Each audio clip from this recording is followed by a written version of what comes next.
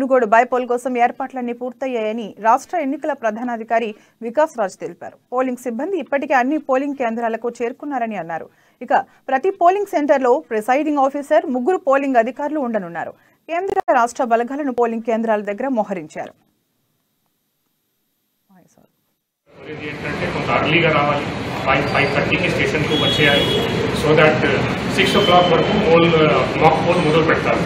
మళ్ళీ డిలే కాకుండా, ఎందుకంటే ఎక్కువ నంబర్ క్యాండిడేట్స్ ఉన్నారు, అందుకని కొంత టైం పడుతుంది అది చేయడానికి.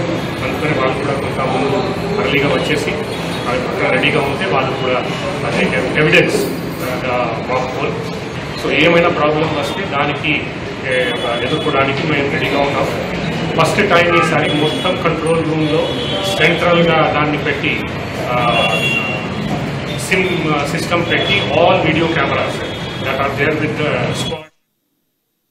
పోలింగ్ కేంద్రాల్లో వెబ్ కాస్టింగ్ సెటప్స్ పూర్తయ్యాయని, లైవ్ సిగ్నల్ అందుబాటులోకి వచ్చిందని వికాస్ రాజ్ చెప్పారు. ప్రతి చోట కొన్ని ఈవీఎంలను రిజర్వ్లో పెట్టామన్నారు.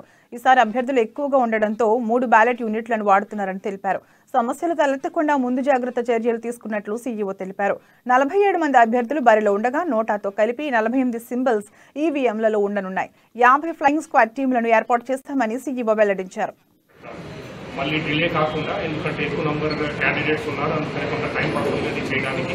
అందుకని వాళ్ళు కూడా కొంత ముందు అర్లీగా వచ్చేసి రెడీగా ఉంటే వాళ్ళు కూడా evidence mock poll.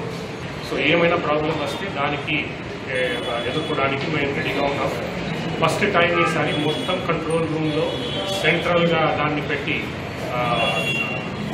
SIM system పెట్టి all video cameras that are there with squads అన్నింటినీ సెంట్రల్ కంట్రోల్